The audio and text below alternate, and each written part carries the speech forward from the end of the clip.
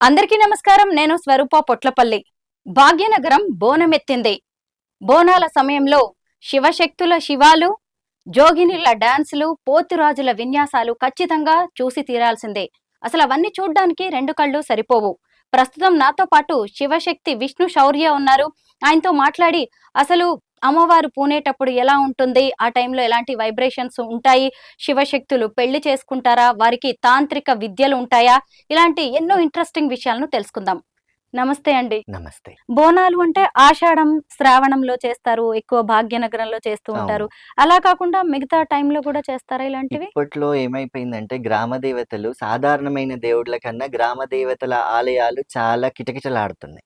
Powerful. ఎందుకంటే అమ్మవారి మహత్యం అనేది అట్లా వెళ్ళిపోతుంది కాబట్టి భక్తులు గూడా మొక్కుకుంటున్నారు. అమ్మ నాకీ పని జరిగితే నీకు యాట కోస్తా, బోనం హ్మ్. జేస్తా, లేకపోతే పోతురాజు వేషం కట్టిస్తా ఇలా మొక్కుతుంటారనమాట. అలా మొక్కినప్పుడు బోనాలు చేయించుకోవడానికి పిలుస్తుంటారు. ఇంకొంతమందేంటంటే ఇండ్లల్లో అమ్మవారిని ప్రతిష్ఠించుకుంటారు. హ్మ్. దాన్ని గూడా ప్రతిష్ఠించుకోవడం అంటే ఆలయం విషయానికొస్తే ప్రతిష్టాపన. హ్మ్. ఇండ్లల్లో దేవుడిని అనేది నిలుపుకోవడం అని అంటారు.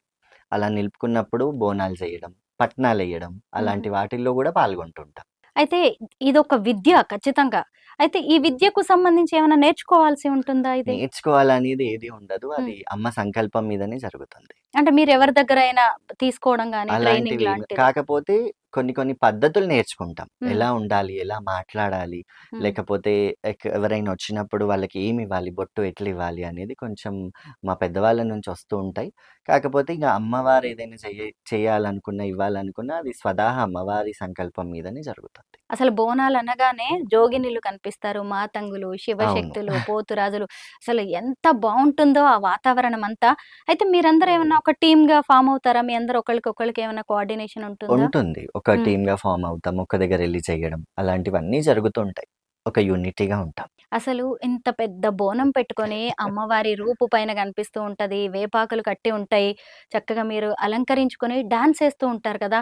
ఆ టైంలో అంత దాన్ని ఎలా బ్యాలెన్స్ చేస్తారు? అదనేది బ్యాలెన్సింగ్ అన్న పదం కరెక్ట్ కాదేమో మేబీ. హ్మ్. అదేంటంటే మాకు తలపై బోనం పెట్టినప్పుడు సాధారణమైన మహిళలకి బోనం ఎత్తుకుంటే అమ్మో! భయమని అంటారు వాళ్ళు. హ్మ్.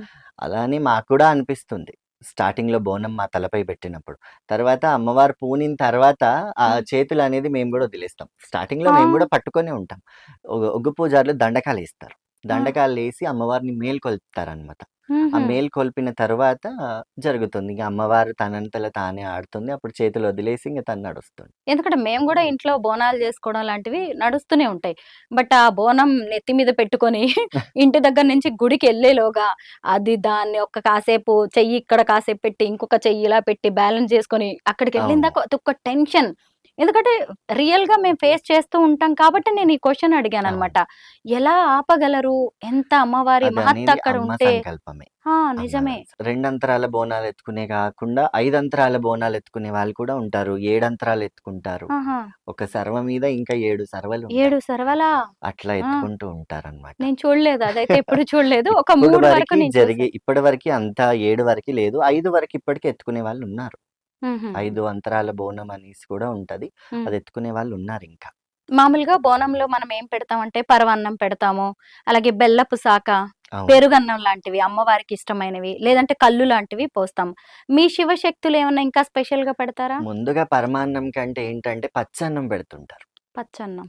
అన్నం వండేప్పుడు కొంచెం చిటికెడు పసుపేసి, పచ్చన్నం, పచ్చగూర, హ్మ్. పచ్చి పులుసు, పచ్చకూర అంటే ఆకుకూర ఏదన్నా ఆకుకూర, చేస్తారా? కొయ్యగూర అంటారు. ఆ! లేకపోతే కలగలిపిన కూరలు అన్ని ఆకుకూరలు కలిపి ఒక దగ్గర కలిపేసి వండుతారనమాట.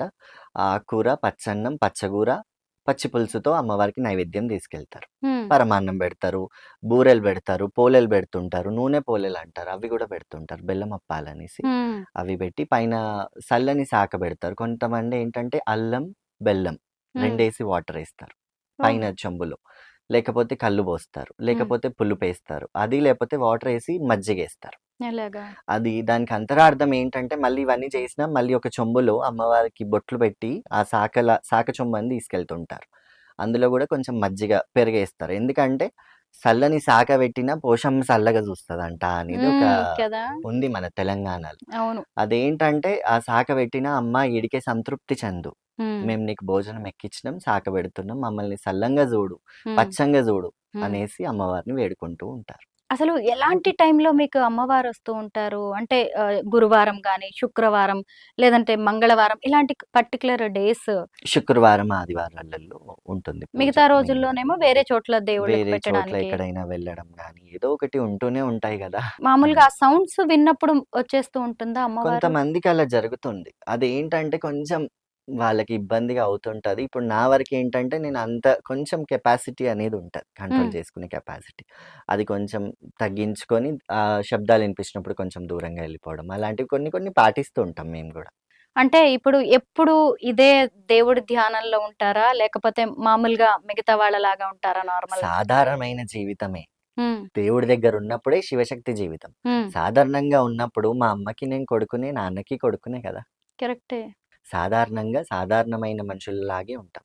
కాకపోతే ఈ ఆలయాలు, బోనాలొచ్చినప్పుడు కొన్ని పద్ధతులు అవన్నీ పాటిస్తూ చేస్తుంటాం. శివశక్తుల్లో ఆడ, మగ ఇద్దరుంటారు కదా! ఇద్దరుంటారు. చాలా అనిపిస్తుంది. నాకైతే ఈరోజు చాలా డౌట్స్ క్లియర్ అయ్యాయి. ఎందుకంటే లేడీస్‌ని చూసాను గానీ నేను జెంట్స్‌తో ఇంత బాగా అమ్మవారొచ్చి, ఇంత చదువుకున్న ఒక శివశక్తితో నేను మాట్లాడడం అనేది ఫస్ట్ టైమ్. చాలా థాంక్స్ విష్ణు శౌర్య గారు. మాకింత చాలా టైమ్ థాంక్స్. ఇచ్చినందుకు, మా డౌట్స్ క్లియర్ చేసినందుకు చాలా థాంక్స్.